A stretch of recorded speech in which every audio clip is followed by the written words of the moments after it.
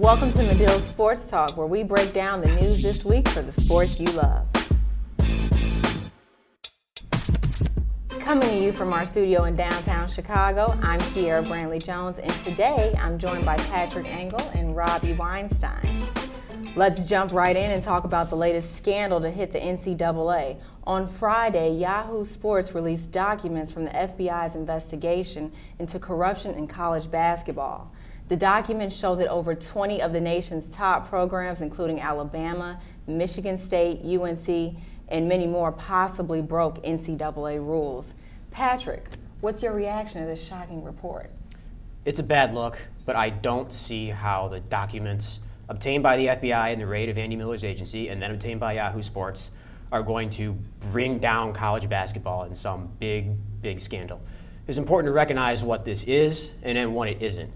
It's really an expense report from a runner from the agency who's dishing out the loans to the players, or so he says, and bringing it back for what he's going to be reimbursed for. This isn't something that implicates coaches or schools, or it isn't a receipt saying, hey, I paid this guy, or this was paid back, or this loan was paid back, or anything like that. So it's good reporting, and it's great by Yahoo, but this on its own isn't enough to bring down college hoops in some big scandal. Now, maybe another development from it is, especially if the FBI really has the 3,000 hours of wiretaps that it says it does. But right now, it's just the first step here. And the NCAA also is months or years away even from issuing any kind of rulings here. Absolutely. I mean, these allegations are serious. They accuse both coaches and players for taking cash bribes and paying players and their families to commit to a school. Robbie, what do you think will become of this case? You know, in the short term, it looks like not a whole lot is going to happen. It seems like Miles Bridges, he's already been cleared by the NCAA after being ruled ineligible. He's going to play in the NCAA tournament most likely. Wendell Carter for Duke, who supposedly his parents took money they had a meal paid for them by Christian Dawkins. Coach Mike Krzyzewski for Duke came out and said strongly that they think he's eligible. Same thing with Colin Sexton at Alabama. So it looks like it's possible way down the road that these players could be ruled ineligible and that maybe the schools will have to vacate wins. But right now, these players look like they're going to play in the NCAA tournament, and these schools are pretty confident that the players are all eligible and that the report is inaccurate. And we'll just have to see over the next couple of years whether that turns out to be the case or not. Thanks, Robbie. I agree. We'll have to see and wait to see how this all pans out.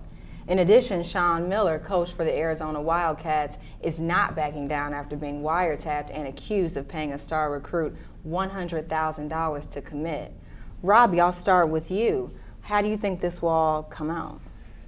It's a bizarre situation because a few days ago, if you would have asked me at least, I would not have expected that Sean Miller, Alonzo Trier, and DeAndre Ayton, who are all in trouble with the NCAA or otherwise, would be playing. And Trier and Ayton played yesterday, and Sean Miller coached for Arizona. So again, it looks like all these guys are going to be good to go for the NCAA tournament. The question is, will this cloud that's hanging over Arizona make it hard for Sean Miller to do his job? Because he's already lost a recruit, Sharif O'Neal, the son of Shaq, to UCLA, a conference rival. And you can understand why recruits might have some hesitancy to commit to Arizona over the next couple of years, even if Sean Miller's name is cleared. And he came out very strongly yesterday and said that he's innocent.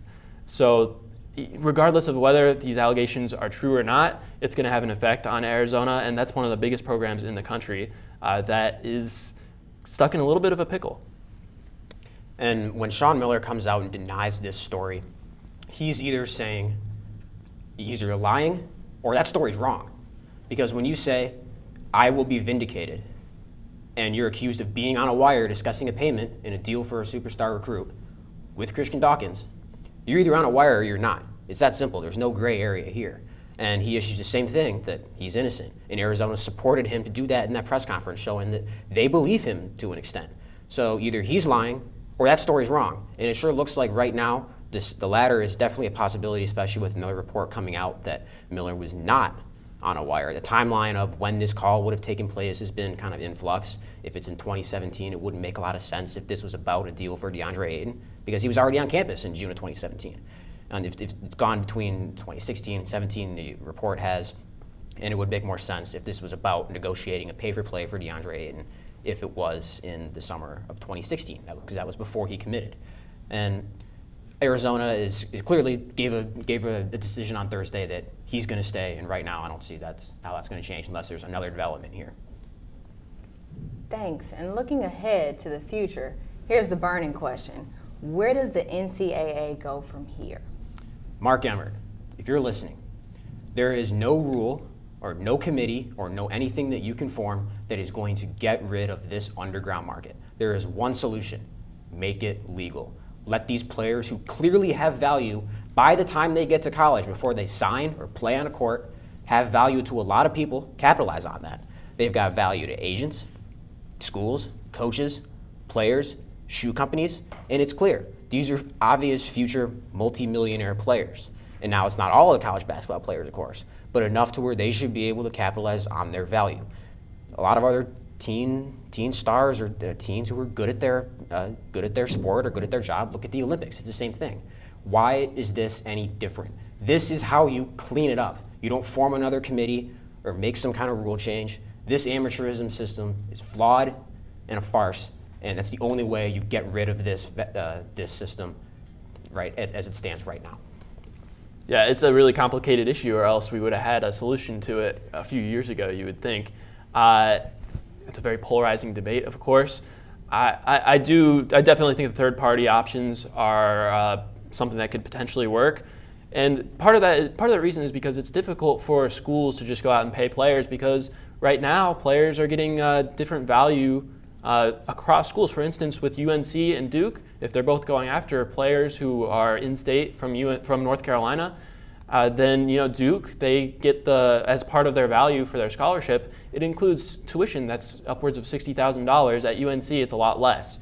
And so it's difficult to bridge that gap necessarily, but maybe using third-party options like agencies, shoe companies, boosters even, can be a solution to this, where the players who certainly have earned some right to payment and produce a lot of value for these schools can get some compensation.